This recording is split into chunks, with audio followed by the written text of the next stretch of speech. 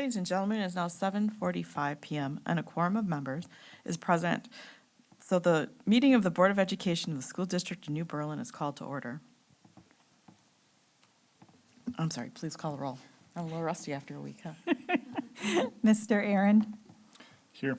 Mr. Helmer, Here. Ms. Konick, Here. Ms. Peterson, Here. Ms. Schultz, Here, Mr. Seidel, Here. Mr. Zelinski. Here.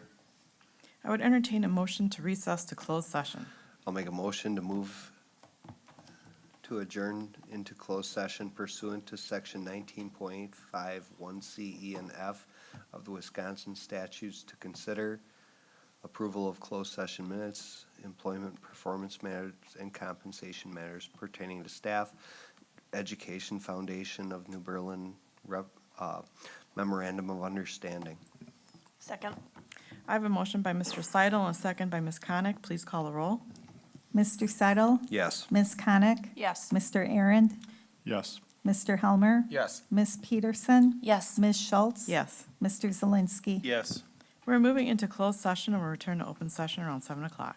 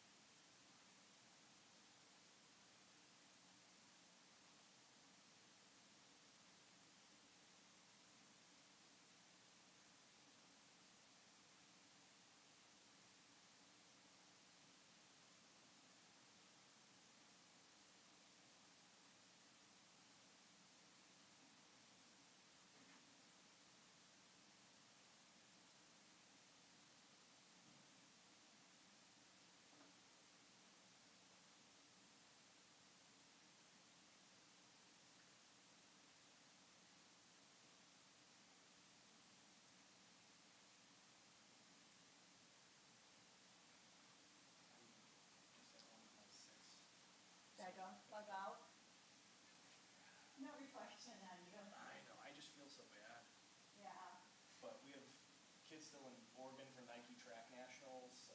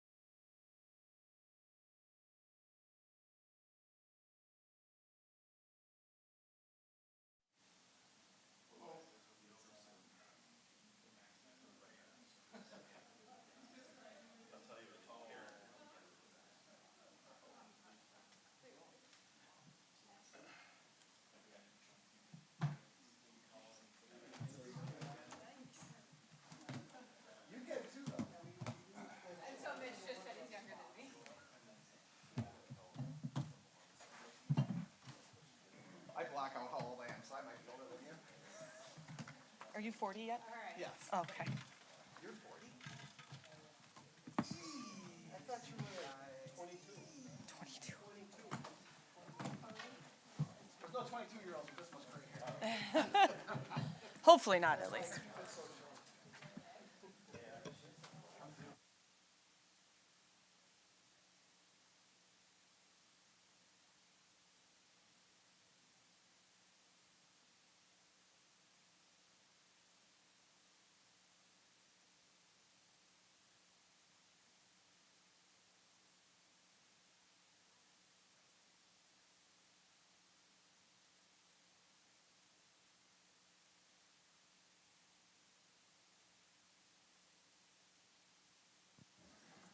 It is now 7:07 PM, and we are returning from closed session into open session.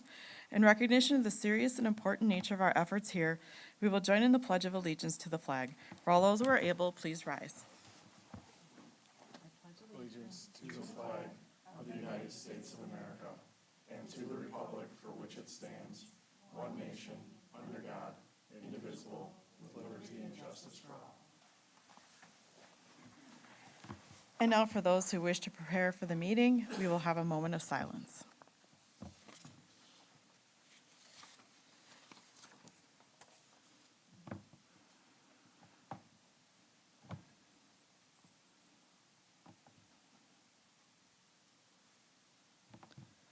This is a public meeting of the Board of Education. Prior to this meeting, notice was given to the public last Friday by providing the agenda to the city library. The agenda was also posted on the district website. A copy of the agenda was forwarded to the Journal Sentinel and the Waukesha Freeman, all of which have filed requests for all public notices. So this evening, we have some special recognitions. We do not have the Eisenhower State qualifiers available yet tonight, so we do have some of our guests from New Berlin West, and I'll ask AD Cody Smith to come up and introduce our guests.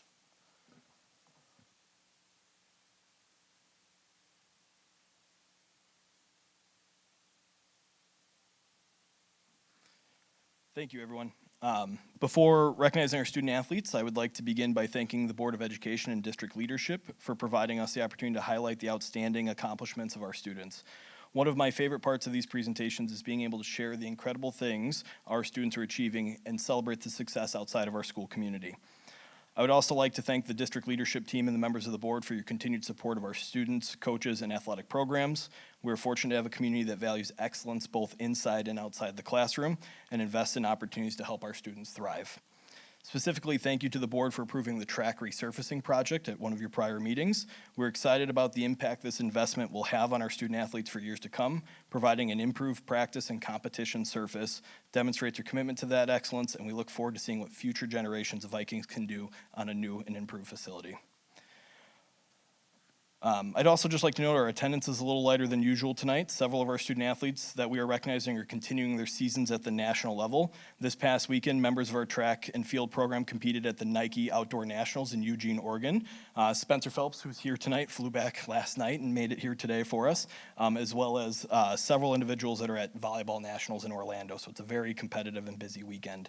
But we're very proud for that. They're representing New Berlin West on the biggest stage in the country. Tonight, we are proud to recognize our New Berlin West track and field state qualifiers for representing Viking Nation at the WIA Division II State Track and Field Championship in La Crosse. Qualifying for the state meet is an outstanding accomplishment and reflects months of dedication, discipline, and hard work.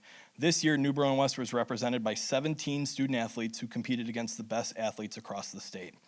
On the boys' side, we congratulate Jordan Jones, Blake Krieger, Zach Hewitt, Evan Trudell, Parker Mahalik, Spencer Phelps, Jackson Zolper, and Logan Gromowski.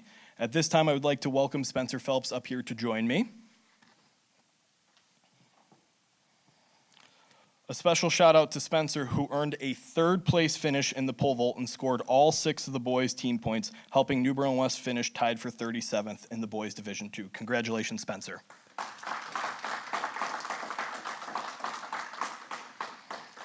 On the girls' side, we congratulate Ashley Babcock, Aubrey Lane, Raquel Garavac, Caroline Garavac, Harmony Billups, Kylie Kitts, Molly Gukasel, Riley Jakubowski, and Julia McLean.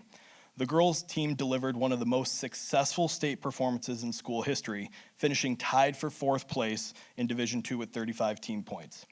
Individual place winners on the women's side include Ashley Babcock, who took 3rd place in the 200-meter dash, Aubrey Lane, 5th place in the 200-meter dash, Raquel Garavak, 5th place in the 800-meter run, and Caroline Garavak, 8th place in the triple jump.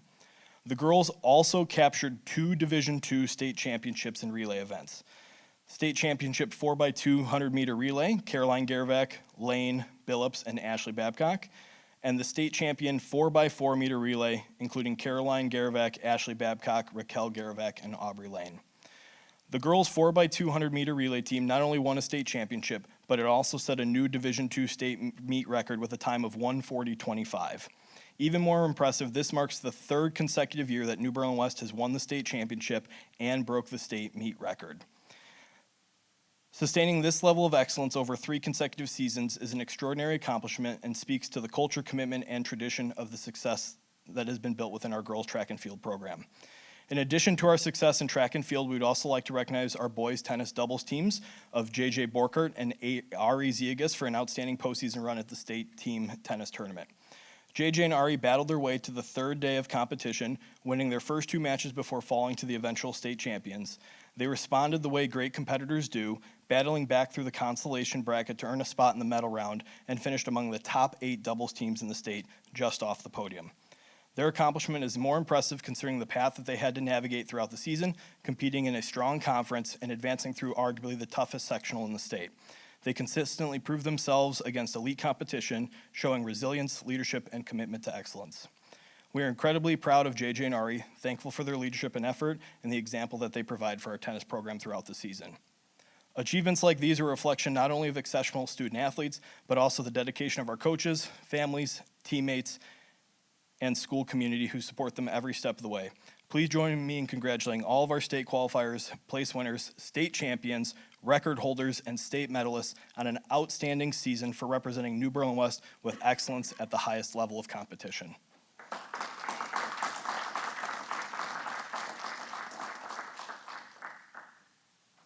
Thank you all for being here. I know it's a beautiful summer night, so feel free to head on out if you'd like, and welcome back from Oregon.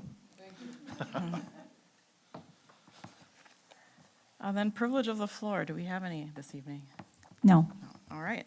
President's message. Thank you for taking over last week while I was out. Thank you for coming back. I just want to remind you, we have our goal setting coming up. So that's for both us as a board and then also for the superintendent. Please check your emails because just before this meeting, I sent out links to our current board goals and the current superintendent goals for you to review those and then start thinking about what we want to do for next year. I also want to apologize. My communication to both Mitch and Matt last week wasn't very clear. I realized Matt put a lot of work into writing up a policy. So I still wanted you to all see that policy, even though we determined after talking about it with Joe that it really didn't fit for a policy. It really fit for a goal. But I wanted it to be brought forward last week anyway, just to start making you think about our goal setting and how that could fit into our goals. So especially seeing that we had just had that presentation at the prior meeting, I thought it was still fresh in our minds and that it was appropriate to at least bring it forward at that meeting. So it's something that we will discuss during our goal setting when we do a workshop in our meeting in July. So we have one meeting at the end of July. That's our only July meeting. And then typically we do the formal approval at the first meeting in August. So that gives us 2 meetings to work on it over in case anybody's missing because of vacations and things like that. So everybody gets some input into those goals. And then there was one other thing I'm trying to, a little reminder about Robert's Rules, as I watched the meeting last week. So. Oh, no. And I realized that you were asking for a motion before discussion of Matt's proposal. It is possible to have a presentation before discussion happens. So my intent was for Matt to do a little presentation on what it was that he was proposing. And then at that point, you could have decided whether or not you wanted to make any type of formal motion regarding it. And then at that point, the whole point of a motion is that's when you can start doing your debate, whether or not you agree with it or not. So it's okay to do a presentation prior to the motion. It's at the point of discussion, that's when you start to debate whether or not you agree with it or whether or not you want to take any action on it. So if that helps clarify that. So, okay, thank you once again. And we'll move on then to the administrative team report. Yeah, so just a brief update from me. Congratulations to our 2026 graduates from Eisenhower and West. Thank you, Janet, for representing the board at both commencements. And then we had Renee at the Eisenhower one on Friday night, and Mandy was there on Saturday morning for the West one. It was filled with great music, great speeches, and a culmination of recognizing each of our graduates as they earned their diploma. Commencement is an interesting word, because some people think it's like congratulations on your last hurrah, but commencement actually is celebrating a new beginning. And so all of those students in there certainly are poised for future success, and just congratulations to them and their families, and again, thanks that we're able to make it. Thank you. All right, thank you. Then we have some district reports. Mr. Arend, would you please read the donation report? The first donation is from the Herb Cole Educational Foundation, $6,000 to support Elmwood and Poplar Creek. Second donation is also from the Herb Cole Educational Foundation, another $6,000 to support instruction with supplies. Third donation is from Poplar Creek PTO, $439 to purchase art classroom supplies. And last donation is from Orchard Lane PFC, $1,900 to support fifth grade field trip. Okay, thank you. The next item is the consent agenda, which includes the notice, the approval of minutes of the board meeting of June 8th, the West DECA Chapter Opportunity Workshop Field Trip Application, and the financial reports. Are there any items that should be pulled out for separate consideration? Do I have a motion for the consent agenda? Motion to approve. Second. I have a motion by Mr. Seidel and a second by Mr. Helmer to approve the consent agenda as presented. Any discussion? Hearing none, then all those in favor, raise your right hand. Motion passes.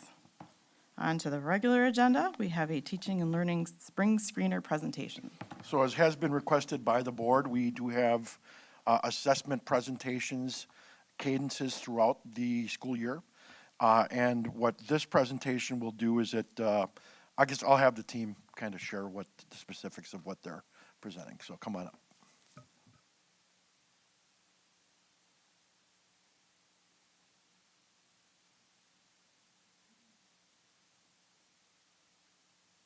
You'll have to raise this when it's your turn. Hello, everybody. I am Amanda Mazurkowitz. I'm the Director of Student Services for our school district. And Matt Kelly and I are here to talk about our spring universal screening data. And we'll talk a little bit about, especially for the new members of our board, what grade levels we give which screeners to, but we use both FastBridge and AimsWeb Plus. To start us out, you've seen this slide before if you've watched our presentations or you've been here on the board. This is just a reminder of all the different facets, all the different places that we receive data from. And we use that data in a variety of ways in order to make the most informed decisions about curricular resources, about instruction, and all sorts of things. And so tonight we're really looking just at that. It says FastBridge, we should really update that to say AimsWeb Plus as well on there. But that's the universal screener section. And the point of a universal screener is it's given multiple times a year, and it's to inform instruction. So it's not about state accountability like Forward or ACT, for example. It really is about looking at how are all of our students doing and really looking at kind of an 80% number is the sweet spot to see that all students or 80% of students are receiving core instruction and being able to perform, and then you look at then the students that are not falling in that 80% and who needs intensive or targeted intervention. So before Kelly and Matt talk about elementary and secondary data, we just want to spend a few minutes going through our demographic information so you see the makeup of our school district, and then we'll compare that to other Waukesha County school districts. So here's the SDNB overall. You'll see our total enrollment, and this we use Third Friday data because that's what we can compare to other school districts.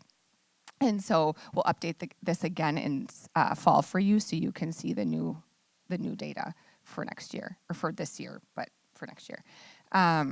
And so what you'll notice on the bottom those are the three subgroups that we tend to focus on the most here. Students who are considered economically disadvantaged or who receive free or reduced lunch. Students who have limited English proficiency, those would be our English learners. And then students who are in special education.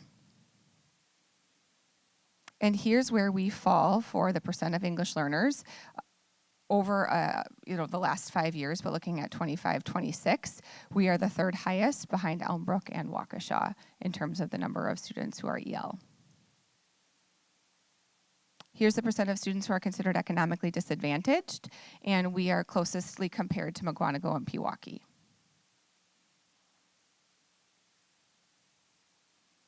And then here we are in terms of students with disabilities and our percentage there. And we've stayed fairly consistent with that number over time. Whereas with students who are EL, for example, as you saw back on that slide, that's been our most rapidly growing subgroup that we have here in New Berlin.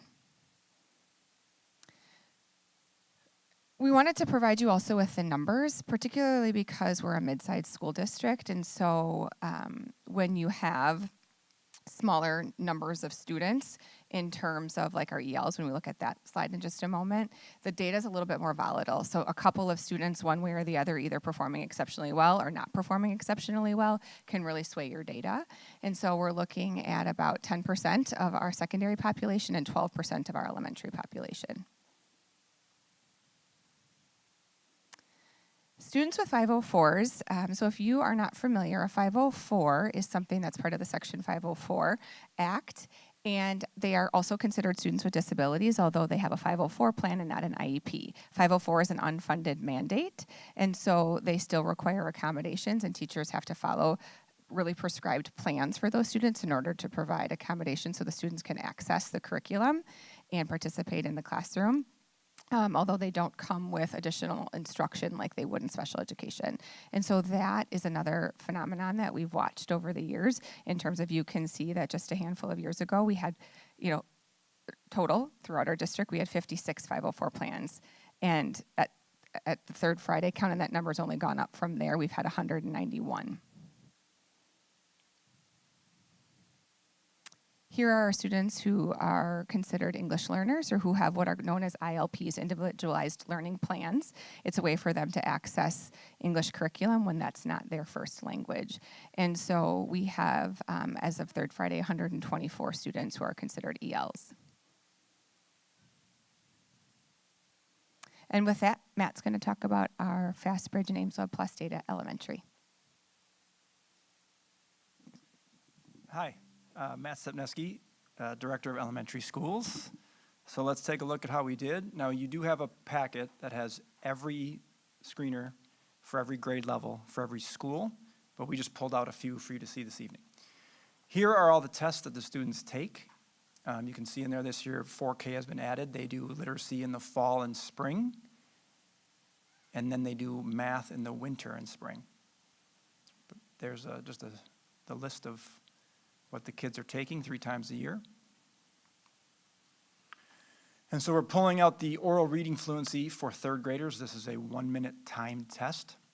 How many words correctly in 1 minute can they read? And this is not the same kids. So you're looking at last year's third graders, who are this year's fourth graders. 78% of them were proficient. They were at or above the 40th percentile. This year's third graders, 91%, so an area of strength for us. But these are different kids, but just showing how different groups of kids performed on this measure. A reading is an assessment that measures general reading skills and very consistent over time. So these are third graders that are proficient, the percent of third graders that are proficient, but again, not the same kids. But this is typically how our third graders perform. In a reading, right at that 80% of the kids are proficient. It was what Amanda spoke to earlier. Now here's where we have not exactly the same kids, but the majority of the kids are the same. And so you can see how from third grade to fourth grade, how those groups of kids perform. And this would be an area of growth for us. As you can see, when these kids were in third grade, 86% of them were proficient. And then when they got to fourth grade, only 80%.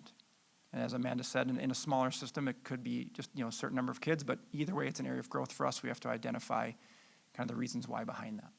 We'll get to that in a little bit. So this is third grade again, general reading skills, A reading, the percent of kids that are at or above the 40th percentile. And so this is where the subgroups are broken down. And so you could look at this slide a few different ways. If you just want to look at students with disabilities, you can kind of see how that group of students typically performs. It's not the same kids. Second grade through sixth grade take this test. So those numbers represent second through sixth graders. But as you move from year to year, from spring 22 to 23, the sixth graders are gone and there's new second graders coming in. So it's not necessarily the same kids. And as we've said before, the needs of one student with a disability can be vastly different than another student with a disability. Same with English language. The languages are very different. What skills they are coming to our school with could be vastly different, one child compared to another. And so you can look at just the group and how they perform typically how they perform in our system. You can look at if there's any growth or not. You can also compare how the students with disabilities did compared to students without, or EL students compared to not EL. So for example, students that are economically disadvantaged this spring, 57% of them were proficient, compared to those that are not economically disadvantaged, 84% of the kids were. So we're always monitoring that gap, and we'll get to that point at the end as well, how we kind of close that gap. Moving on to math, these are third graders. A math is a general math skills assessment. Another area of growth for us. These are not the same students, but this year's third graders did not perform as well or as many kids achieved as high as in previous years. And so we're going to talk about that at the end.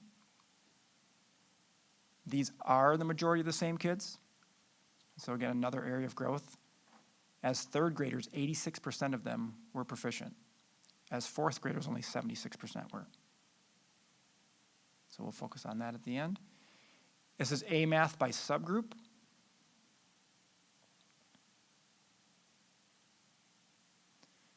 One thing to highlight here, if you look at the EL students, for the spring of 26, 83% of them were proficient.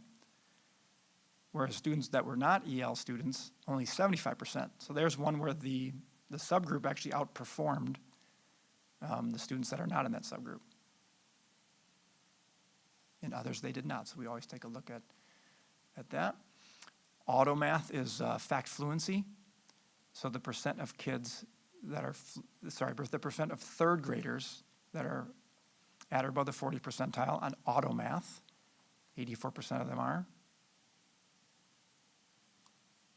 And then here's auto math by subgroup.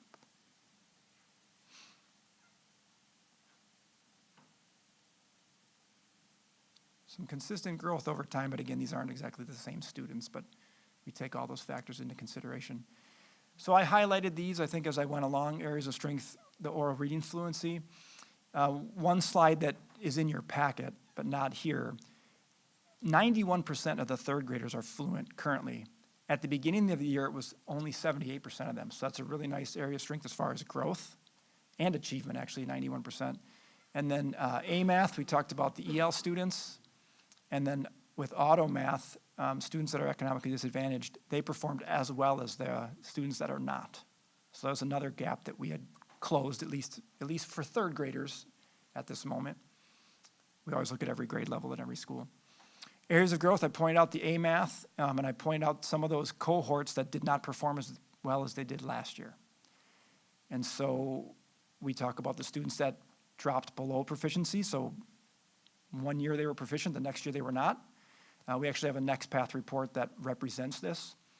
Not that I expect you to remember, but a few of the schools, when they presented to you, they showed this graph, and you could see how many kids either went up or down based on that assessment. So that's one really nice thing that we will take a look at this summer with our principals as well. We will take the principals through different data protocols or different exercises to analyze every test for every grade level at every school. And then, and again, which kids fell below that proficiency. So throughout the year, we'll have meetings with principals and we'll pull up different data sets when we have them available to us. And we kind of go through, we'll pull out a grade level at a certain building and we'll actually list the kids and we'll say, okay, tell me about this student. Are they in a formal intervention? Do they have an individualized learning plan? Are they an EL student? Is every kid almost accounted for? What are they doing during intervention time? Are they in a small group during tier 1? What does their independent reading plan look like? And so we pull the list of exact kids that are below proficiency or the ones that may be dropped and go school by school, grade level by grade level, and with the principals. Is there a plan for this kid? Is there a plan for this kid? Is there a plan for this kid? We've done that throughout the year. And then one last thing, that part of our summer work is to compare the subgroup growth and achievement to all the student subgrowth group and achievement. So I talked about kind of closing that gap. So these are the questions that we ask ourselves, and then we take it to the principals and then coaches during the school years. How many students that were below proficiency in the fall made more than 1 year's growth, again, to try to close that gap because they're starting further behind other peers. And then are the students that have already met proficiency in the fall, what are we doing for them? Are they making a year's growth? On to secondary. We also give fast bridge assessment at secondary. It's mainly 7th, 8th, and 9th grade, and then we switch to pre-ACT and ACT as screeners in the fall. So A reading is the most similar to like a forward reading assessment or the reading ACT portion, although the reading ACT portion is paragraphs longer than the fast bridge assessment. This is a little different than a criterion assessment as it's adaptive. So the questions they give the students are based on which ones they got wrong or correctly, and also timing plays a part in their score. So a little bit different than the other assessments that they take at the secondary level. So you can see A reading, 7th grade, these are different kids. As Matt said, every 7th grade class is a little bit different. The 7th grade class this spring performed above the 80th percentile for the first time in a while. 7th to 8th grade, we saw a dip from spring 2025. These are the exact same kids to spring 2026. A reading by subgroup, these are all 7th grade students. So as Matt said, you can compare the different cohorts, students with disabilities to students without disabilities, students who are English language learners to students who aren't. Or you can look at the subgroup performance over time, but they are different students each year. Auto reading, so this would be morphology, vocabulary, some of the basic skills of reading, not so much comprehension, but do they have the basic tenets of reading? And if not, this is when we would flag a student that maybe needs an intervention because their root cause of why they're not performing at reading is lower, or they don't have some of the pieces like phonics. 7th to 8th grade. So these are the same students and how they performed in 7th grade spring to 8th grade spring, and we're looking at auto reading. Our teachers, as you heard from Eisenhower, have put Morpheme Magic in 7th and 8th grade, so they're working on those skills within the Tier 1 instruction, and some of our students are also working on this in interventions and special ed. So they did decrease. Auto reading by subgroup.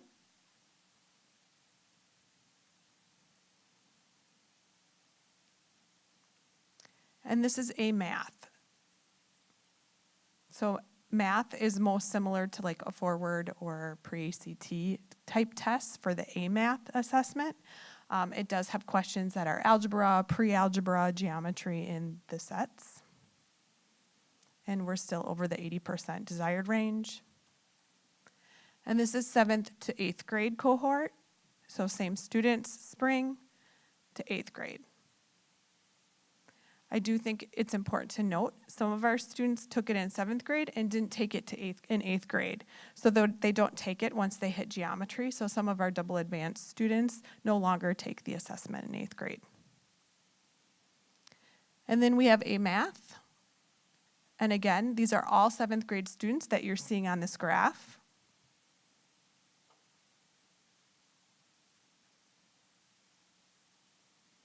and auto proficiency in math. So that's those fast math skills.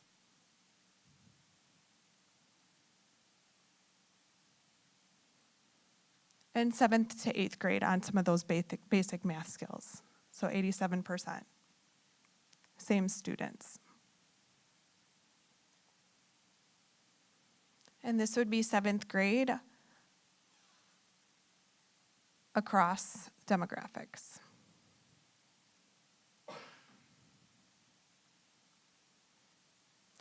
So at secondary level, 7th grade was above the 80th percentile of proficiency since 2022. So that was great news.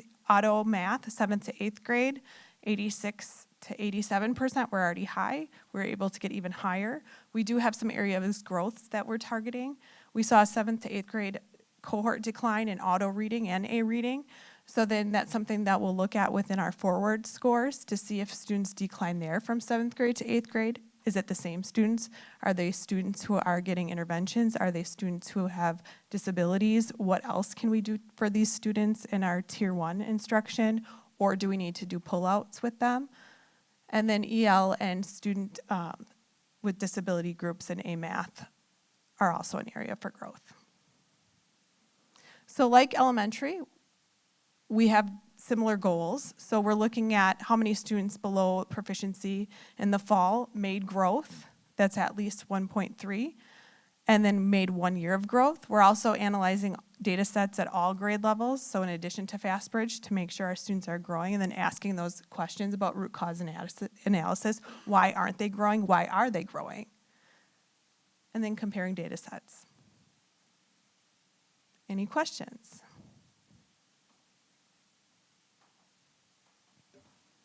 Do we Yeah. have any data on where we stand with this year's testing with like the statewide level? Oh, with forward assessments? Yeah. No, we didn't get back the Okay. statewide assessments, and we can't compare it to other districts until that data sets are Okay. unembargoed, which is usually the fall. Okay, thank you. When you said the 504 students were unfunded, what does that exactly mean? Yeah, absolutely. And then I can talk to you about what we're seeing at the secondary level with 504 students too. Do you want to go first? Sure. I would just say that when we're looking at the subgroup data, we're not including with students who have 504s with the students with disabilities. We're just looking at students who have IEPs when we're comparing. So I think that's important to note. So I can't compare how many students with 504s we have compared to Elmbrook or Waukesha or Pewaukee. That's not something that Wisconsin DPI compares on their WISE Dash reports. So I think that's just interesting to note.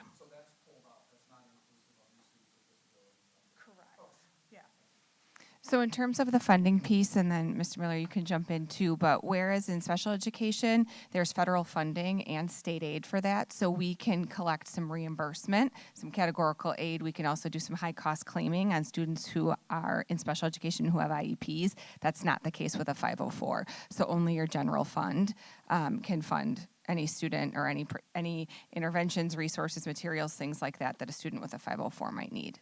So there's not that supplemental aid that comes with that. And are those 504 plans, are those students in our district or are they outside? Yes, they're in our district. Yep.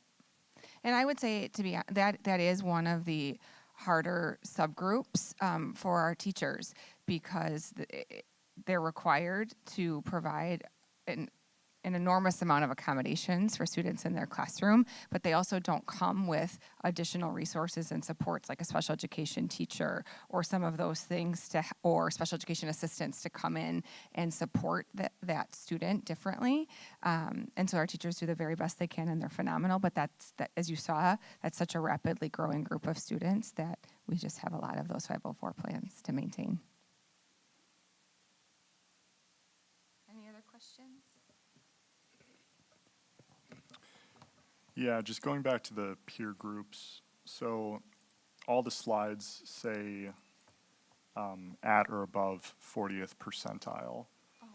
So then just understanding the peer group, like, is the peer group always the schools that we see on slides 5, 6, 7, and 8? Like, we're just comparing ourselves to, like, Elmbrook, Hamilton, Lagwanago, et cetera.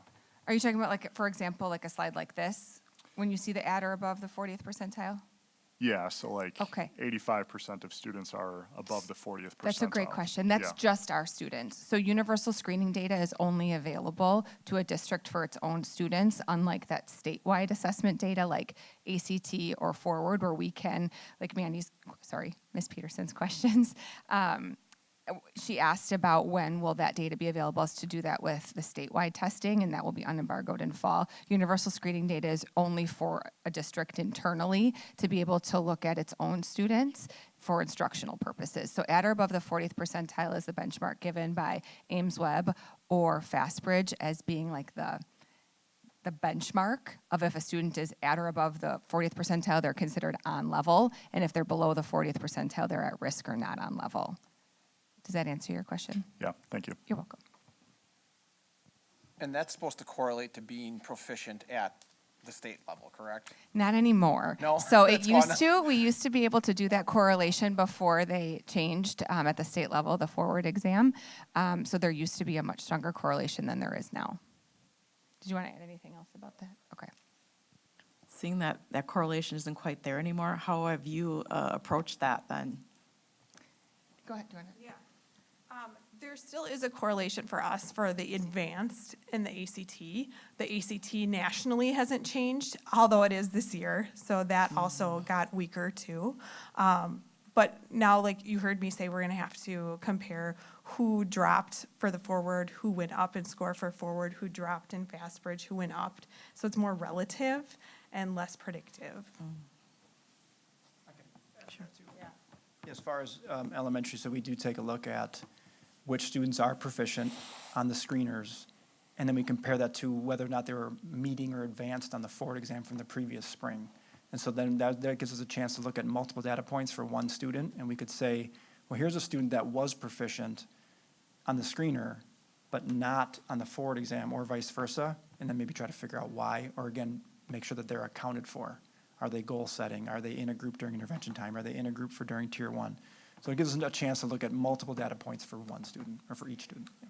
And we also do that for students in special education where we're using another data point of their IEP goals, and we try to figure out, are we writing the most appropriate IEP goals for them? Is the ROI, so not return on investment like you like to use, Ron, but really that rate of improvement, are we calculating that appropriately and then matching their instruction to that compared to then their level of proficiency on something like a forward or a Fastbridge? So for example, this year, 74% of students who have IEPs, K through 12, well, really K-9, because we're looking at Fastbridge data, either maintained or grew in their percentile rank. Now, they still might be far below the 40th percentile, far below that benchmark, but 74% of them either maintained or grew, which is a nice number to see. But then we correlate that with 67% of students met their IEP goals. And so there's a discrepancy there. So then we dig into, is it that we're not calculating our IEP goals appropriately? Do we need to make adjustments and work with our school psychologists on that? And use that to inform our instruction for our specially designed instruction. Anyone else? No? Okay, thank you. Thank you. Then we have a 2025-26 board goal updates. Yeah, so there are a few updates that we want to provide tonight. As Janet mentioned, we're at the tail end of attaining these board goals, and we're planning on attaining at least 3 more of those tonight. And then we will actually provide a snapshot of the, I think Ann has put together a nice document that shows the board goal, and then if it was met, how it was met, and when it was met. And so after tonight, it's my understanding that they all should be met. So we'll start with the first item, and I'll talk about the first item. Kelly? Yeah. So again, this was one of the goals that the board had set, and then we did put together, if you go to the next slide, based on that goal, the key performance indicators. And just know a few things that I want to note related to like the ACT and the forward items. Those calculated increase are based off of the increases that are expected of me within that measuring tool.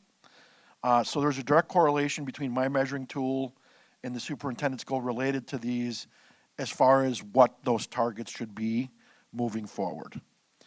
And then related to graduation rates, we're already at almost 100%. So obviously we want to at least maintain that level. And then with students participating in co-currs, we went with the 80%. It should be our target. 3 years from now, we have hit that one time. In the last 3 years, we continue to work on that. But having that 80% is a really good target to, and comparing ourselves with, but talking to Cody, Kevin, and then others, 80% is really where that should be our target, our goal. And so this will be posted to the data dashboard after today's presentation, assuming there are no additional comments, questions, or concerns. Do you want to take comments right now? Sure. So for those of us who are on the, and I'm sorry, I'll let you guys can chime in too since you're new, but especially for those who are on the board who set this goal, is this outcome what you had intended and hoped to see? And again, this, if you picture the data dashboard itself, this will be at the top of the current dashboard. And then we'll keep the rest of it as is. Okay, I guess no comments then. It looks good. Thank you.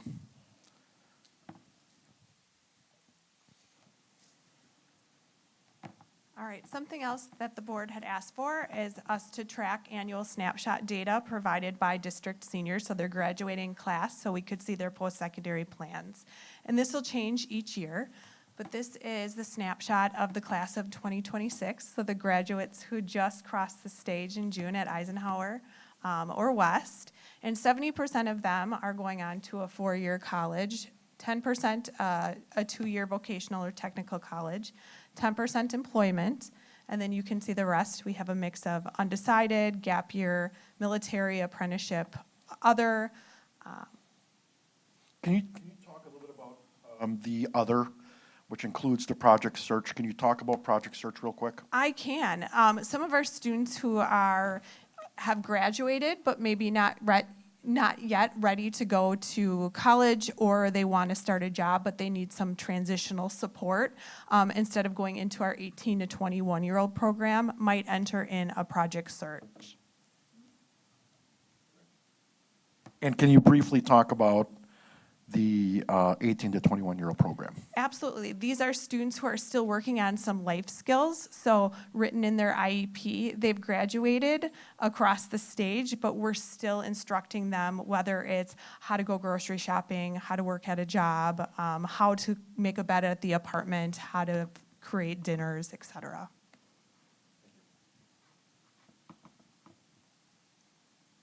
Okay. One question on this Yeah. one. So is this self-reported by seniors? It is. So every senior takes an exit survey. They tell us where they want their last transcript to be sent to, what they're thinking about doing, and then where they want to work, why they're taking gap year, if it's a gap year in military. I will say, sometimes what they're reporting in June isn't what they end up doing in August or September. So this is the snapshot as of a week ago. And some of the students who said, undecided, did put in the notes, still thinking about going to a 4-year or 2-year school. So wasn't quite sure. Some of the people in work were still deciding if they were going to go to technical school, but this was their first choice, what they reported on the self-reported survey. And again, the board goal was just take the snapshot. I was just looking back at our actual goals, and I actually don't remember this, but it says track ACT graduation rates, what percentage in college and in percentage in trades. Were we asking to see what the ACT score was compared to what they decided to do after college? Do any of you remember? No? Okay. I don't think they report out on individuals and then their decision. No, that would be up to you would have to look at their Yeah. ACT score and then go, okay, where were they, what is their after graduation plans? So I don't know if that was what we were going for or not. I'd have to watch that I old think meeting. the conversation was around, there's more to the performance of the school district than just numbers, and I Right. think that was some of it of I thought so too. Even if you get a lower grade in your ACT. Why you would could it say still go in track ACT graduation rates? What percentage in college and percentage in trades? Okay. I mean, if everybody understands it this way, stick with this. You can always add to it. Yeah. Okay, Adapt to it as we okay. go. Thanks, sorry. Sure. Go to the Here we next go. one. All right, another student achievement one was to determine the district's current career and life-ready opportunities available to students, and then provide support for additional offerings if deemed necessary. So I'll review that.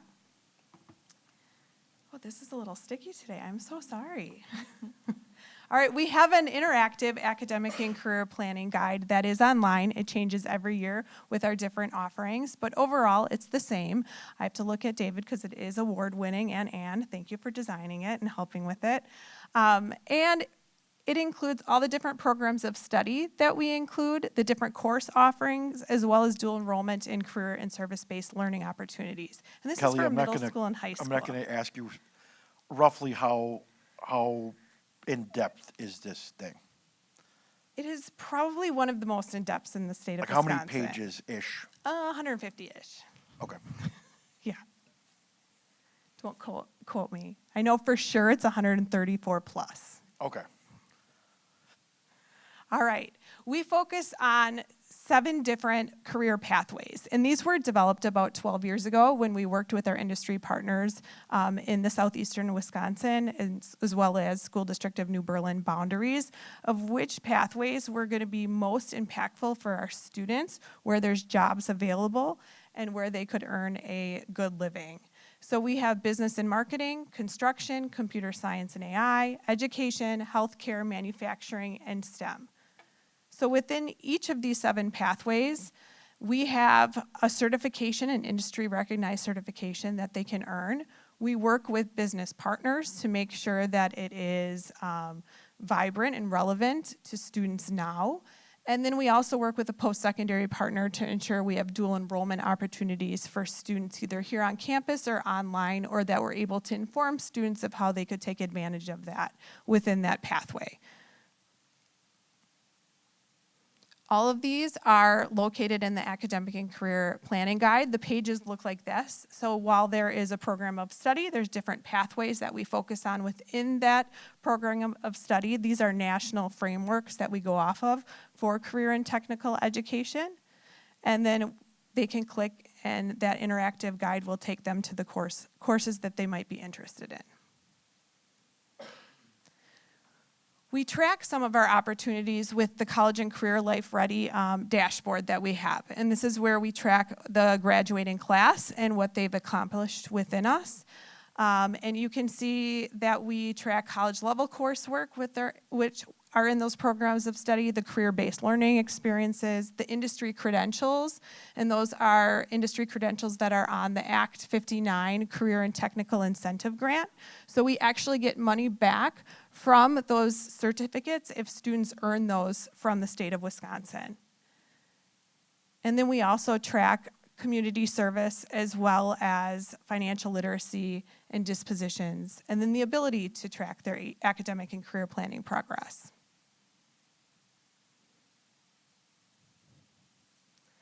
So what kind of dual enrollment offerings do we have for the School District of New Berlin? We have WCTC transcripted credit courses here on campus at West and Eisenhower. That would be courses like sociology or contemporary healthcare. We have advanced placement courses. We have over 25 of those dual enrollment courses through UW Oshkosh, Green Bay, Whitewater, which is accounting, Marquette data structures, UW Milwaukee, which is introduction to diagnostic studies, Calculus 2, Calculus 3, and Early College Credit Program, which is a state mandated program where our students take advantage of. And that is, if we don't offer a class, they can take a class at a local college or a Wisconsin college online or in person for a discounted rate to the school district. Same thing with Start College Now. That is a government program where our students can take courses through MATC, WCTC, Technical College up to 18 credits. and we're paying for those. Those are classes that we don't offer. Typically, our junior and seniors take advantage of those courses. And then we also take advantage of Waukesha County Technical College Dual Enrollment Academy, and that is for cohorts like CNC, welding, some IT, firefighting, police. You can see within our academic and career planning program, we don't offer a lot of those classes. It's more fiscally responsible for us to send students to take advantage of those high-cost programs at WCTC than building our own auto shop or welding shop. And then we also have career-based coursework, which are co-ops, mentorships, internships, youth apprenticeships, and that's where students leave for part of the day or they work at night, and they can earn credit for their work experiences and help out local businesses. We also have students working as student aides. We're not paying them, they're just helping out our staff, whether it's office, guidance counselors, or teachers during the day, and they can earn a half a credit for that, or service learning, where they're going out and volunteering on a consistent basis and earning credit. We also have something called GPS. That's for students who are juniors and seniors. They know they want to go into manufacturing. Maybe the school isn't the right fit and they want to work for half a day and they learn right on that work site. That's called GPS. So that's something where they're off campus and learning in a manufacturing experience. And then we have CISA, where some of our students are a little bit more at risk or need credit attainment, and they go off campus to earn their diploma with us, but maybe at an accelerated rate. Questions about all of those? Okay. We recognize our graduates in two ways through what I just talked about, a College and Career and Life Ready Medal. If students are distinguished in those three categories, the college, career, and life, they can earn a medal to wear at graduation. They find out if they've earned that after their 7th semester, their senior year. And then Tech Honors Silver Cords. If they have a GPA of 3.0 and they have 3 credits within one of those pathways with 3.5 GPA or higher, they've earned a technical cord that they wear at graduation. And this might be in the field of manufacturing, it might be construction and architecture, it might be healthcare, but it's one of those 7 programs that we looked at before.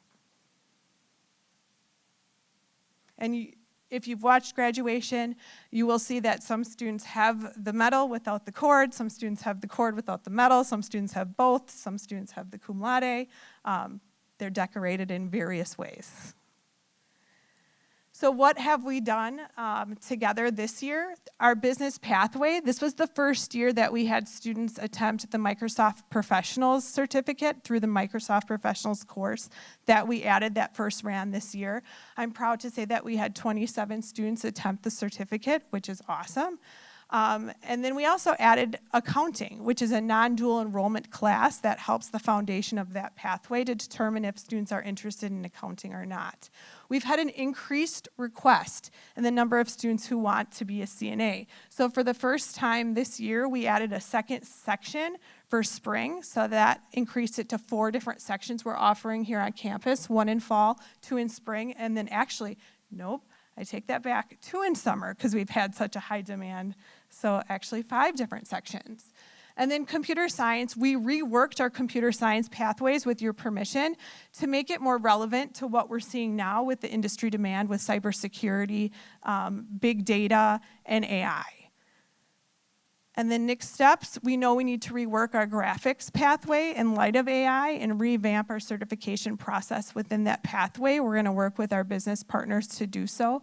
And then we're also gonna analyze all the career and technical education CTE pathways. There are a lot of different technology disruptors, and the last time we did that was about 10 years ago with off and on conversations with our business partners, so it's time to do a deep dive to make sure that we are providing the most relevant education to our students. Any questions?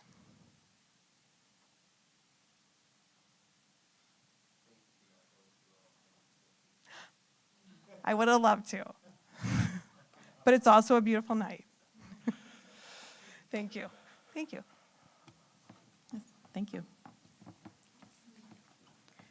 All right, so on to the next one. 3 5-year non-tax dollar project plan presentation. Yeah, so item C and D will go together, actually. I'm not asking for any action as part of the presentation, but we will be asking for action under letter D. So one of my board goals was related to developing a 3 to 5 year non-tax dollar plan. And when the board developed this specific goal, we were still in the midst of the outdoor facilities task force work. And so I'll kind of talk about why we've had to pivot, because as we all know, that did not move forward as we would have liked. But let me just kind of go into, so based off of that, and in order to at least make the goal relevant, we want to focus on elementary playground replacements as well as career and technical education, future readiness investments throughout the district. So, why this plan? Again, mentioned there was a school board goal and my goal, and then what we're looking at is to develop a roadmap to kind of synthesize our efforts to move our priorities forward. Again, as we found, we did a study, we learned a lot from the study. We did have general support for outdoors, outdoor athletic improvements, but we did not have the funding that matched that level of interest or support, and especially no major donor pipeline that was actually, that kind of came together. Regardless, as part of that initial work and as part of our long-range facilities plan, we knew that we had to make upgrades to the 2 tracks at both Ike and West. And so we were going to move forward with those efforts regardless of whether we were moving forward with the results of the outdoor facilities task force work. Fortunately, that came in with good news. Again, we're not spending as much money as we thought we originally had to. We had projected $1 million plus per track, and due to a recent study that fortunately we did at both Ike and West, we actually the board approved investments of $300,000 for both tracks. Obviously, there were significant cost reductions as a result.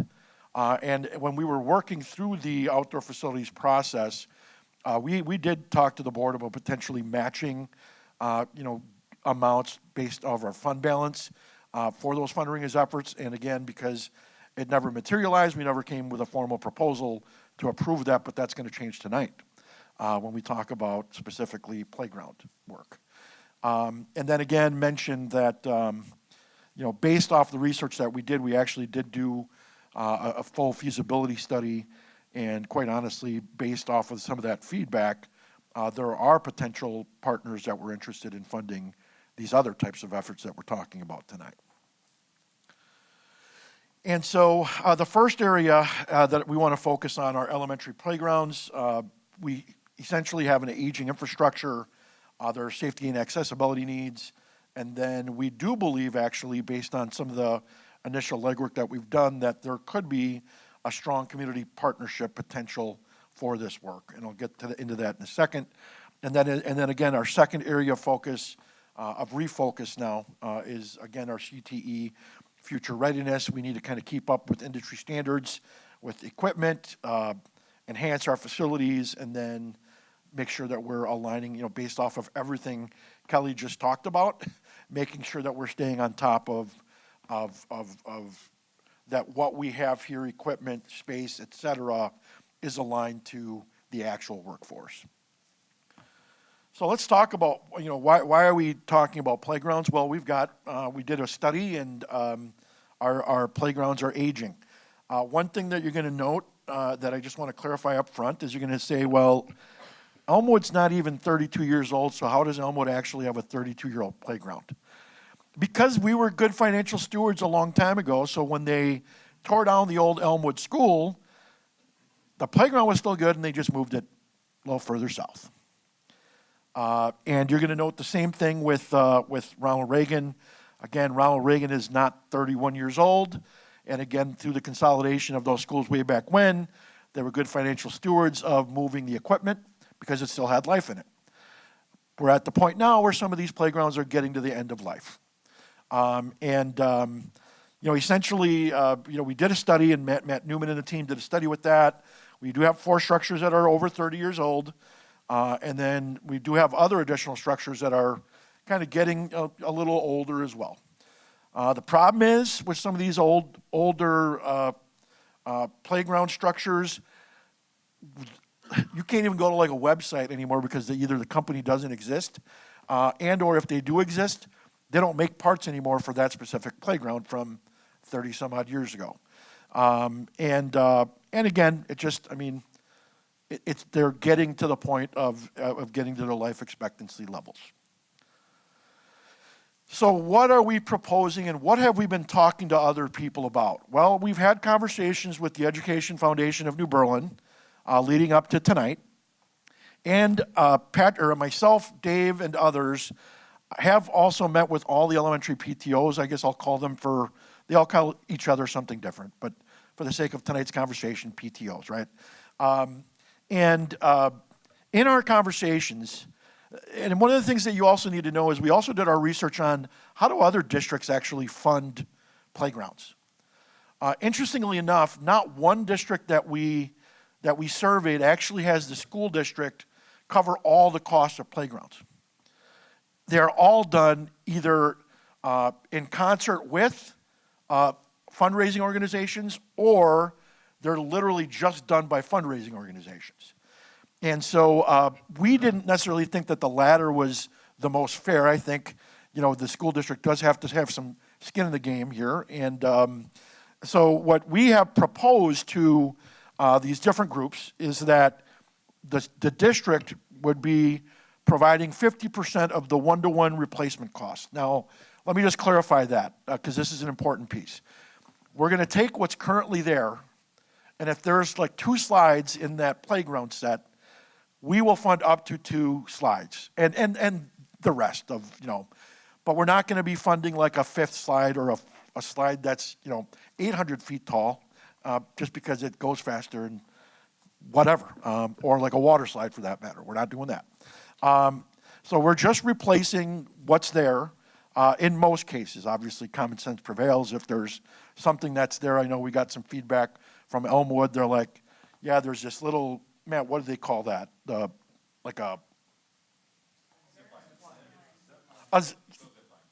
Thank you, Dave. Communication guy coming through. A zip line. And they're like, can we have something other than a zip line, because that thing breaks constantly and, not everybody uses it, and then this, that. So yeah, then common sense will also prevail, but obviously limited to what's mainly there. And then when we have to touch a piece of equipment, kind of like you have to like in the school building, if you touch something, then it has to be ADA compliant. And so we would also then fund the required ADA pieces. Now, the other thing that I want to clarify here is this will not be fully ADA accessible. We're only doing what is required as a result of the new efforts that we have. Now, I will say there are PTOs that do want more accessibility, and that will come then at their hands of adding to raise more funds for what it is that they seek. We have recently garnered a $100,000 pledge from the Education Foundation of New Berlin to support these efforts. And all 4 of the PTOs that we met with have showed some level of support to moving forward, and they're anxiously awaiting the board's decision tonight to determine their next steps. And so, and again, we talk about, why are we doing the CTE future readiness? I kind of talked about a bunch of these already. Kelly already talked about a bunch of these already too. But at the end of the day is we want to make sure that our kids have access to modernized industry standard learning environments. And then, what did we do? We did a CTE needs assessment. We surveyed our teachers that are involved in the CTE work.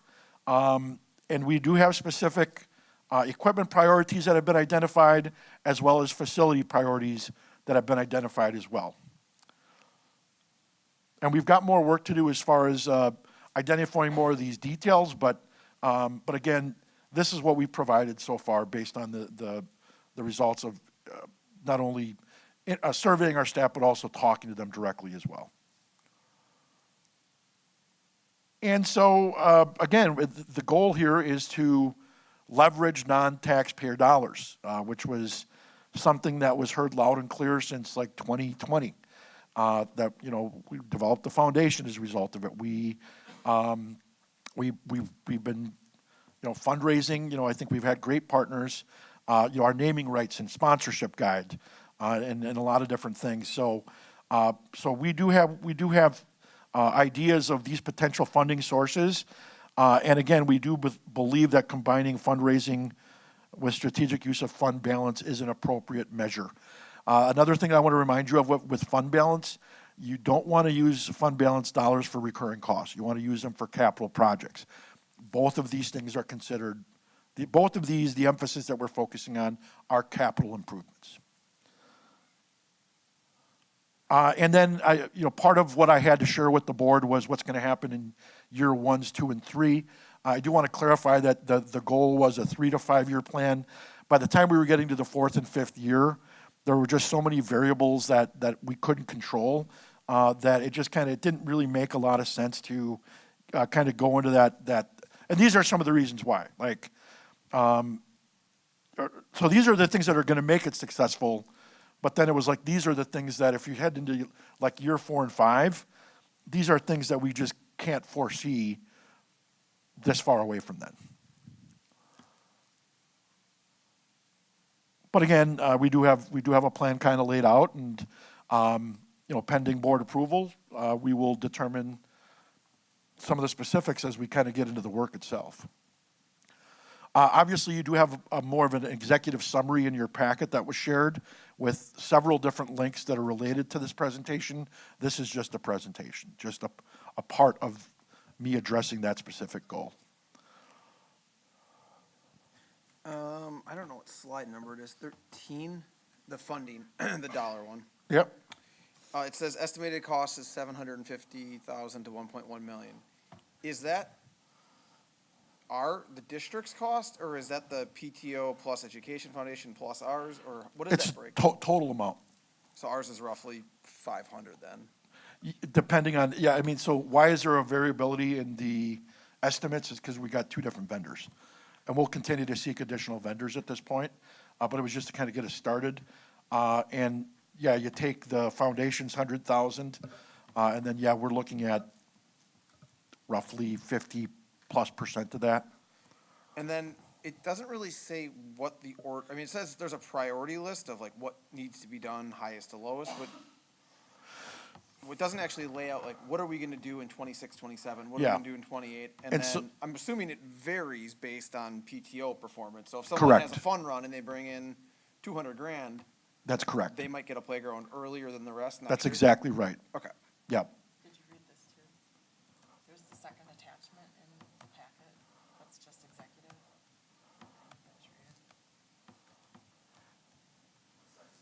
Yeah, under administrative content, there's a 3-year non-tax project plan. Oh. But Mitch, to answer your question, yes. Okay. It's So gonna, as of right now, we don't have a plan for 26, 27 of what would be done exactly.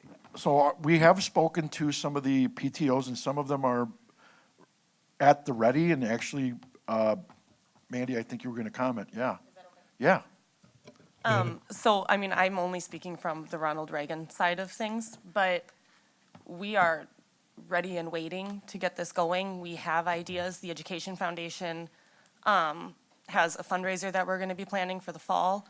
So we have a PTO, I always say HSA, sorry, but we have a PTO representative from each school that will be also working with the Education Foundation for this district-wide fundraiser. And then the money that the Education Foundation is giving, to the best of my knowledge, is not all coming at once. So is that still correct, Joe? So they're giving $100,000, but like Elmwood and Ronald Reagan are getting a different allocation than Poplar Creek and Orchard Lane, just depending on where their PTOs are, where they stand. But again, it's kind of first come, first serve. So once this gets passed, then we're all gonna kind of hit the ground running to see who can raise the money fastest to get that allocation from the Education Foundation. Because it's over a 4-year span, they're Yeah. giving that money, yeah. So it's kind of like as soon as possible, so we kind of know how we can start fundraising and the money that we're actually going to need to raise in order to get this done. Does that make sense, Mitch? Yeah. Okay. Matt? Yeah. What do we, Oh, sorry. I I'm think he was- sorry. Which Matt were you Matt calling on? Z. What do you think the number that the district is gonna pay, 50% of 750,000, so 375,000, is that what you're estimating here for the district? I'm sorry, I didn't hear that last part. What do you think the district would be on the hook for? What would we commit? Because it says 50% of 1-1 replacement costs. And you got an estimate on the bottom of 750 to 1.1. What do you think I mean, What- we're looking at, we're roughly, and these are in today's dollars, so we're looking at about $500,000 okay. from our reserves. So if we vote on this tonight, we're voting on $500,000 towards the playground over 4 years. Yeah. Okay. I guess. Well, I wouldn't say over 4 years. I would just say, because it could be 5 years or 6 years, you know, and, I mean, we're hopeful that it'll get done sooner. I feel like Yeah, I feel like if we're gonna make a motion, it's gonna have to be it's gotta be year by specific. year or 2 years or something. I mean, it has to be some sort of structure. Yeah. You have a suggestion? I would say two things. First, I just want to clarify that the 750 to 1.2 million is for the highest priority playground at each school. So there's one at each school, because there are other needs beyond that, but those are the first four that we've been kind of focused on. One thing just to consider is that the foundation's pledge is over 4 years. So the foundation has pledged $100,000 payable over the next 4 years, to Mandy's point, that they don't have $100,000 to just hand us right off the bat. So that may be something to consider that would maybe guide your commitment to, if that's the route that you want to go, is maybe, you know, funding the projects over a 4-year span. Part of, Joe's longer term plan is to then figure out what to do beyond those 4 years. So once we get those 4 priority ones taken care of, we can then consider what that looks like moving forward for some of those other ones that are in that next category of age. But that would probably be a good recommendation, maybe, is to kind of match that pledge of the foundation so that we're kind of all on the same timetable. And then the PTOs hopefully will just, plug in as we go over the next 4 years to make those happen. So the foundation's commitment is a first come, first serve? Essentially, yes. The idea is some of the PTOs aren't ready to commit to the projects right now, because they have other projects that they've been fundraising for. So the foundation is ready to also just help the first one ready to go. So, the foundation's goal is to give money to all 4 schools to make sure that each school gets one of their oldest or the oldest playground replaced. I think we need to prioritize this a little bit as well. When you start looking at age of it, there's certain schools that have old equipment. So if you look around, I agree with you. So the 4 priorities are the Elmwood North, which is the 32-year-old, the Poplar Creek 31 and 20-year-old playground, Orchard Lane's 31-year-old, and then Ronald Reagan's 31-year-old. So those are the 4 priority playgrounds. Okay. Ronald Reagan is also, Mandy, correct me if I'm wrong, but considering trying to replace the 22-year-old one if the funding is in place, but that might be a secondary phase for them. So those are the 4. The 2 or the 4 that are in the 30s are the 4 priority playgrounds that we would be that we're focused on. Can I say something quick to go off of that, Ron? So for instance, the Ronald Reagan North Playground, it's not even fully operational at times, because it's not that it's even dated, it's that it's breaking.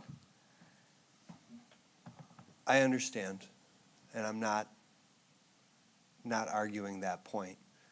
My point being is it's called the Education Foundation of New Berlin, or of New Berlin Public Schools.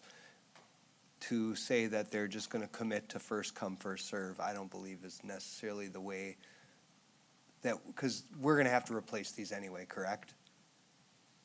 Yes.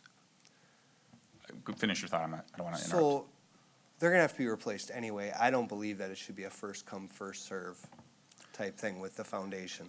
If I may. That's how the partnership is designed to work, though. So like we have the money ready, the foundation has the money ready. We now have to wait for the PTOs to have their money ready. So that's the idea, is that once all 3 entities are ready to go, then that playground. So if for example, 3 of the 4 schools are ready to go by next summer, the foundation will make it work in the way that it needs to work. So Yeah, Dave, just to, So why is the foundation doing a first come, first serve, I think is your question.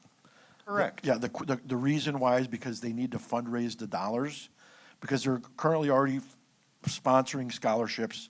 They're already sponsoring the classroom grants, and they want to maintain that and increase those, but they also want to support these efforts, and they don't want to necessarily spend down their balance. They need opportunity to fundraise themselves to get to that point. I can respect that. Yeah. So But I- Ron, put another way, Ron, if they were to allocate all of their $100,000 right up front, it essentially would just be sitting there because the PTOs aren't ready to fundraise their third of the Yeah, this is project. very dependent on the PTOs, it sounds like. Yeah, Because the but I think- PTOs need to be ready to fundraise. I think my concern though is 3 schools are ready, all 100 grand goes to them, and the 4th school that doesn't have the money for a year doesn't get any money. I can address That's- that too, sure. That's where I think we just need some That's what my structure. The foundation has an allocation already in place. It's $30,000. Their board approved a $30,000 allocation to both Orchard Lane and Poplar Creek, and a $20,000 allocation to both Elmwood and Ronald Reagan. That's largely based on fundraising capacity.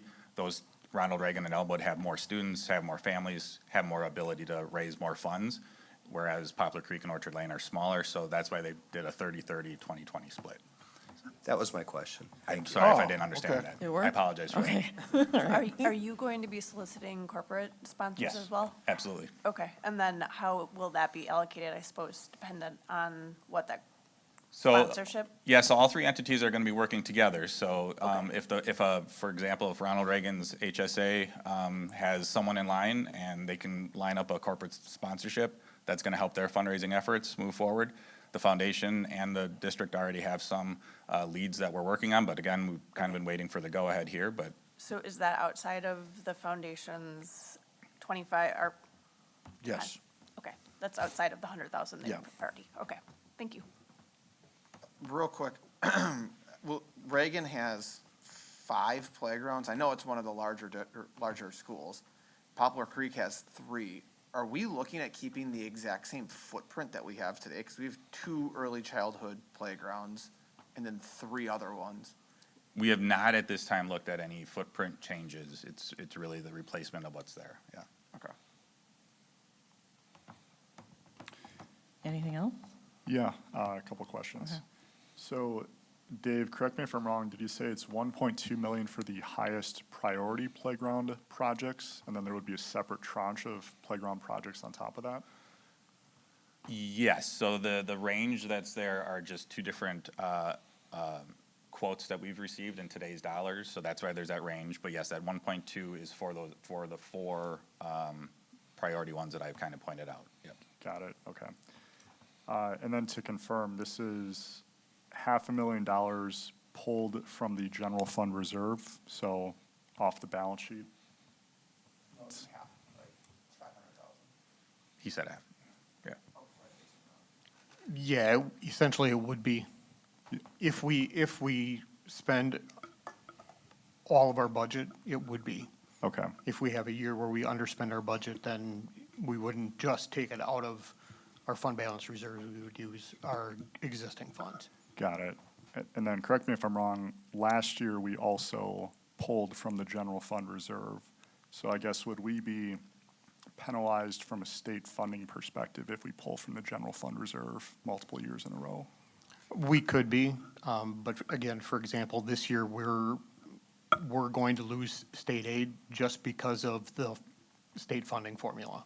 Yeah, So, and the maximum that we can lose is 15%. That's a hold harmless amount. I will add, Matt, to your question, no school is going to be ready until at least next summer, at least from our conversations that we've had, so that I don't believe there'd be any drawdown of fund balance or dollars coming out of the general fund this particular school year. yeah. And I assume that's something we're thinking of, like, it's probably worse from a state funding perspective to pull 125,000 4 years in a row. Like, we'd probably want to pull all 500,000 at once. Likely, we would do that. There's also some other vehicles that we have at the end of the year, if we have underspent our funds for the year, where we can set those aside. We don't have to necessarily spend them all in one year. So there's tools that I have to try to make that or mitigate any, you know, tax, or I should say, state aid issues along the way. Okay, got it. And then last thing, does the board here have any role in fundraising or community partnerships or anything like that, or is that outside the scope of what we do? We'd be more than happy to get your help.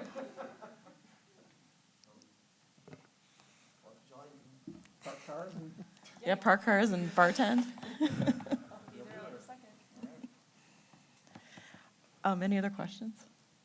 Okay, Yeah. so I did. No, go ahead if you still do. Yeah, maybe just to get more specific on that, like, you know, reaching out to Rockwell, reaching out to IEWC, reaching out to the big companies in New Berlin. Yeah, so what we would do there is, because one of the things that we need to try and avoid is to not over ask. So like, if Mandy's, you know, has a connection at Rockwell, and you've got Julie with the foundation that has one, and then, you know, Janet has one, and like, we're not all asking for the same thing. So we have to be strategic and coordinating in that way. But I guess the question is, if any of you do have connections with potential corporate donors that might be interested in this, I think what we would do is we would have you meet with Julie just again to have that same conversation. Go ahead. So like I'm sorry, but I jokingly mentioned when I was at Orchard Lane, if anybody knows somebody at Waukesha State Bank, and there was like a representative from Waukesha State Bank at that PTO meeting. And so like, she would probably have the most leverage for Orchard Lane, you know, and because she's on their PTO board, you know, or there, right? Yeah, Matt, I would say connect with Julie or me, because some of the names that you may have mentioned are on our list as well. So, or if if you have a connection with somebody, or any of you for that matter, just consult with us and we can kind of work together. That's kind of the point of the whole. And Andy, you can jump in, but that's the point of what we're trying to do is for all of us to work together. That's why there is the playground committee that the foundation is going to set up. It's to have individuals on there so that they can bounce ideas off each other, not step on each other's toes, and just wherever we can get the money from, it's gonna, that's where we want to target those areas. So Yeah, and so, like our Home and School Association, for instance, we already have a playground subcommittee set up. And I have volunteered to be the district liaison for our Home and School Association. Another one of our subcommittee members is also on the board for the Education Foundation. So we have it set up where we want to be in constant communication to make sure it's a collaborative effort. And I'm assuming that the other PTOs are doing the same thing or will start to do the same thing once this gets rolling. Okay, I'm gonna have some questions about the CTE, sorry.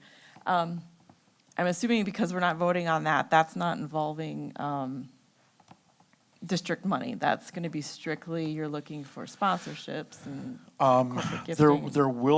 There could be district dollars. I mean, our ultimate goal is to get that fully funded with partnerships, naming rights and sponsorships, but, depending on what our initial, once we solidify the scope there, we'll know kind of how, like, if we're talking millions of dollars, which I don't think we are, but,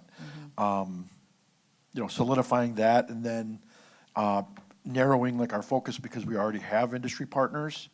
And again, it's a little different than the playgrounds, but just because we've got these established partnerships already, and then they also have like these potential sponsors have a direct interest in there because it's their pipeline for their future talent.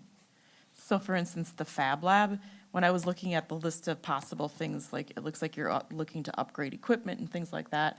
Is it the classroom? Is it the Fab Lab? Are you looking for a Fab Lab sponsor? I think years ago we were looking for one. I'm not sure if we ever got one. No, and again, that was an effort by the previous director of the foundation that did not come to fruition. But I think with regard to the Fab Lab, it would be just the equipment. And then we are looking at equipment in other spaces like in our STEM and in construction areas as well. Not necessarily the Fab Lab. Okay. Just equipment there. Any other questions? Okay, so are we going to move straight into discuss approve the elementary school playground funding then at this point? There's no other presentation, right? This is it? Okay. No, just a reminder, though, that there is an executive summary Yes. for the goal itself that goes beyond just the presentation that I just shared. Yes. Well, now we have to come up with a motion. So could it be something like, make a motion to raise up to $500,000 over the next 4 years for elementary school playground funding? I don't know that it'd be raising, it'd be. Oh, I'm sorry, not It'd raising, be that's right. utilizing fund Allocating, balance, yep. utilizing fund balance, okay, yeah. The only thing I'd like to caution is that those are today's dollars. Right. And so if, for example, we don't get anywhere for 2 or 3 years, or the first playground isn't ready to go in for 2 or 3 years, those costs may be a little bit higher. So I just want to point that out. I mean, I think if we, yeah, I mean, I think yeah, I did mention that as part of the presentation, it's today's dollars. But I think an up to amount would at least give us a ceiling, and then if we needed to come back. Yeah, or as we we're could, getting- we could vote again. Correct. That would be 500, and if it takes 3 years, we need to reevaluate this too, potentially at that point. So you're saying not 4 years, not to do it the same time period as the foundation, we would do it shorter? I think so. I don't know that we want to make a vote now that settles the board in a Sure. decision for 4 years from now. So you're thinking 2 years, make it half? And then we revisit it as needed? So how about,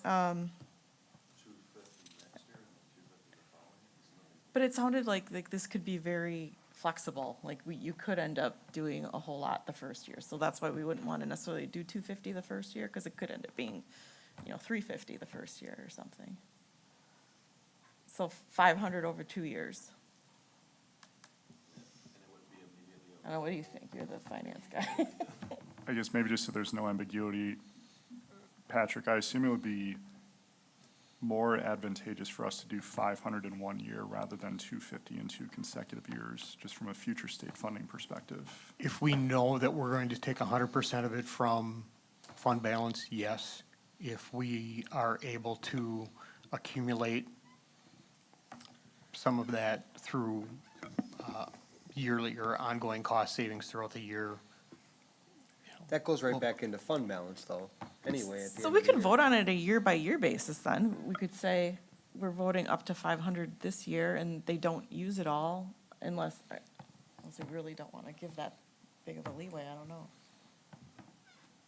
Ron, to answer your question, essentially what I can do if we have, let's say, at the end of the year, we have $200,000 of unspent revenue. I can move $200,000 worth of expenses that were put into Fund 41 back into Fund 10, and then take that $200,000 in Fund 41 and move it into a segregated account that we can use for the playgrounds. So we could take 500,000 out of the general reserve fund, it goes into Fund 41. If we don't use all of it this year, it goes back into Fund 10 into a segregated fund. Once you move money into Fund 41, it stays there until it's spent. What I am saying is, if at the end of the 26-27 school year, I have $200,000 left over from the budget after the year is gone, I can move $200,000 out of expense out of 41, which preserves that $200,000. In essence, it moves it into Fund 41, and then I can pull that aside for playgrounds. So Matt doesn't spend it on a roof. And so I guess what I'm saying is, worst case scenario, all 500,000 would come from fund balance. That's the worst case scenario. I think that would be the optimal way to do it, is take all 500,000 off the balance sheet at once. Do you want to make a motion? I motion to pull up to 500,000 from the general fund reserve balance for the playground improvements as discussed. I second. Any discussion? Sorry, I have a motion by Mr. Arend and a second by Ms. Peterson. Is there any discussion now? You're asking immediate? Patrick, what do you recommend?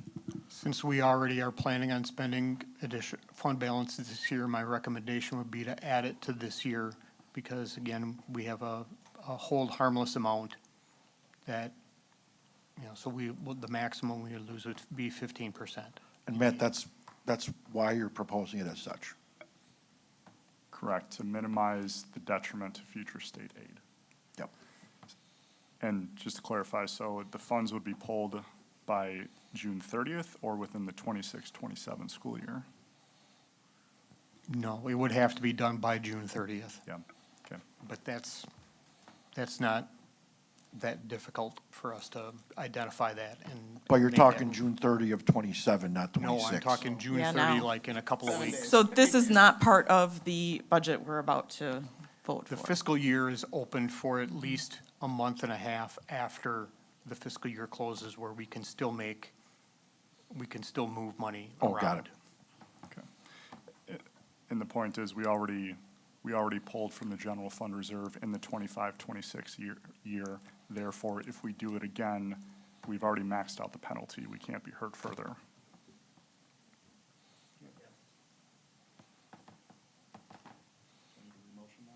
No, the motion is good.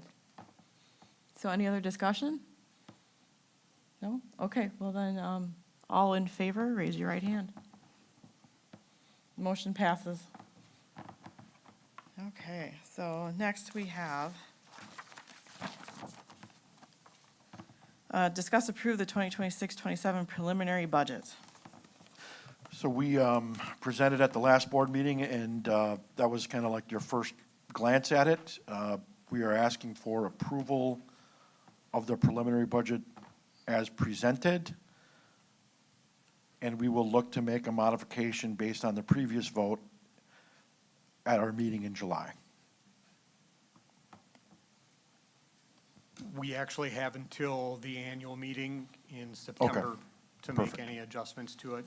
Then I although take the second we part have I to said have it- back. I would say we should have those done by the first meeting in September, because we do have to post budgets for the annual meeting. So if we approve the preliminary budget today, are we still able to provide input and feedback up until the date you mentioned? Correct. Yes. Then, in all honesty, the final budget is approved in the end of October. So even after the annual meeting, there may be the reason I say before the annual meeting is we have to publish the budget statutorily for the annual meeting and budget hearing. If we make a significant change from September until the end of October, there may be some additional publication that we have to do on our website, but again, it's not that big of a deal. Any other questions before we have a motion? All right, then. Do we have a motion to approve the 2026-27 preliminary budget? So moved. A second. I have a motion by Mr. Helmer and a second by Mr. Arend to approve. Any discussion? All right, then all those in favor, raise your right hand. Motion passes. And then we have discuss approved committee meetings related to 26-27 budget. So I'll explain why this is on here. I was just talking with Matt A., and, he was asking about putting a committee meeting on our schedule for the finance committee meeting to look into the budget a little bit more. And then it came up, well, some of this is sort of running into personnel. In particular, I know, Joe, you mentioned even at the last meeting that you're probably going to be looking at possible employee benefits over the next year, just due to the increasing costs there. And so that might be something the personnel budget would want.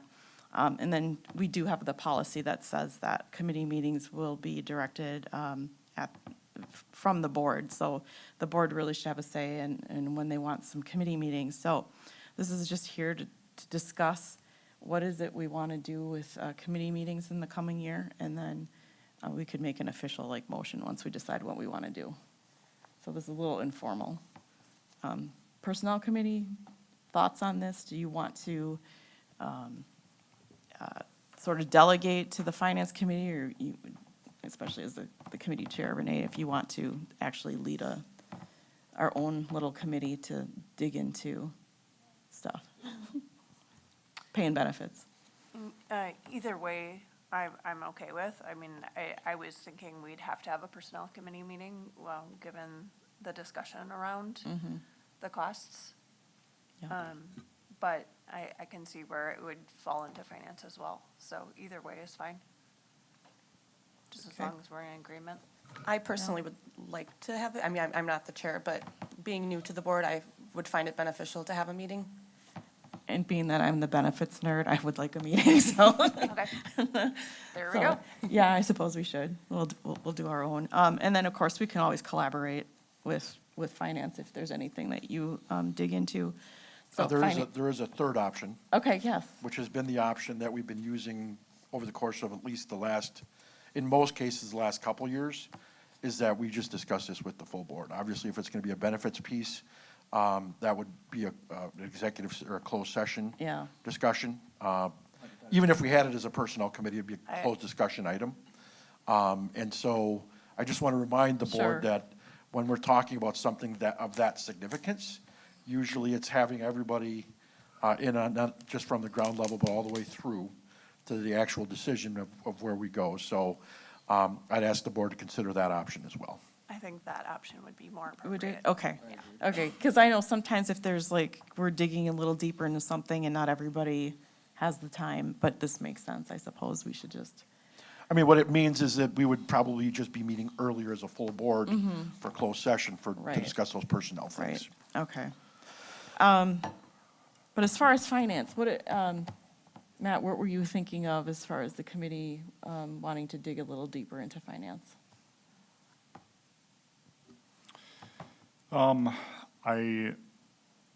I guess what I want to dig into more is just the state funding formula, what we did last year, what we're proposing this upcoming year, and then what the plan looks like for the next couple of years.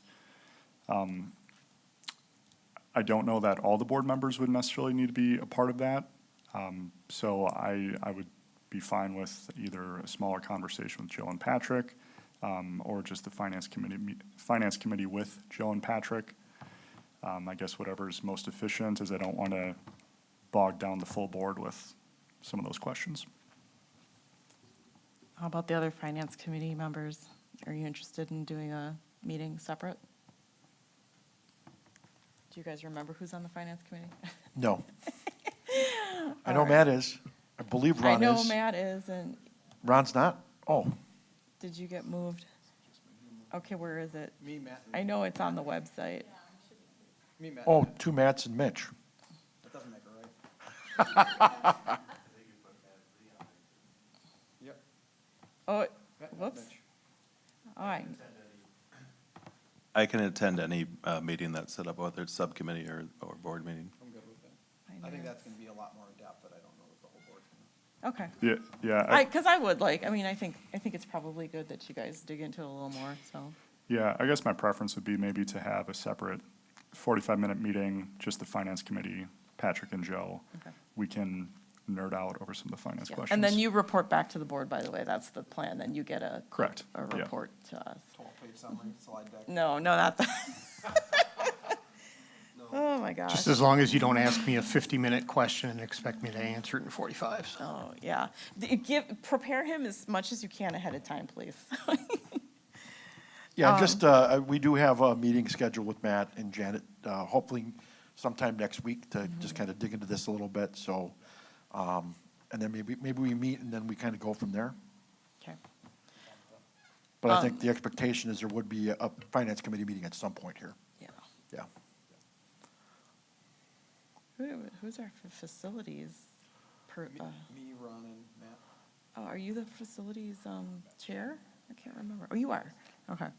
Any reason to have a facilities committee meeting this year so far? I proposed to Joe that we actually go and do a tour of the schools, maybe over the summer, and actually walk through with each principal and/or other staff that's available, and just see their highlights of what facility concerns they have.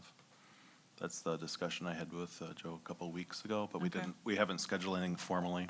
All right. Were you Maybe- going to include the whole committee, or just that was you? Or I haven't had a final thought on it. I thought it was, Okay. we'd do a walkthrough, maybe a school a week or every other week over the next several months.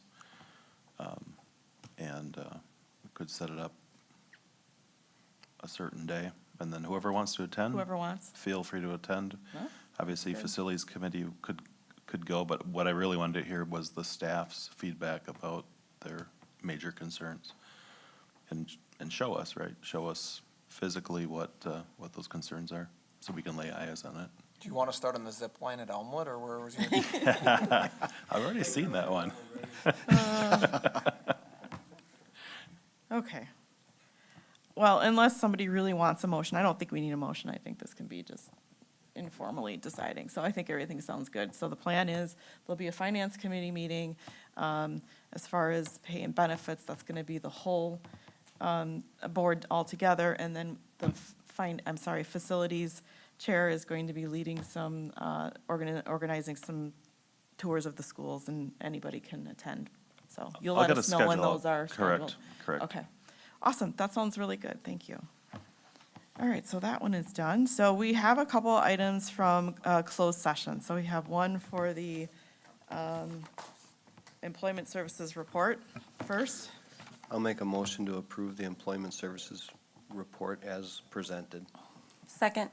I have a motion by Mr. Seidel and a second by Ms. Peterson to approve the employment services report as presented. All those in favor, raise your right hand. Motion passes. And then we have one to approve the Education Foundation New Berlin MOU. I'll make a motion to approve the MOU from the Education Foundation of New Berlin. Second. I have a motion by Mr. Seidel and a second by Mr. Helmer to approve the Education Foundation New Berlin MOU. All those in favor, raise your right hand. Motion passes. Then we have our future meetings and dates. Board meetings are generally held here the second and fourth Mondays, beginning at 7:00 PM, unless otherwise noted.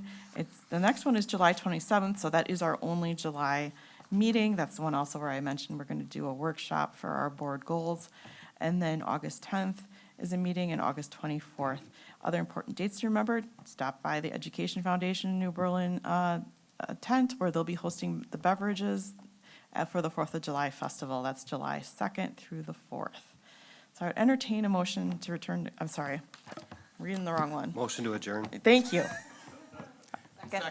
I have a motion by Mr. Seidel and a second by Mr. Helmer to adjourn. All those in favor, raise your right hand. Motion passes. This meeting is adjourned. I would have rejected your meeting to go to closed session.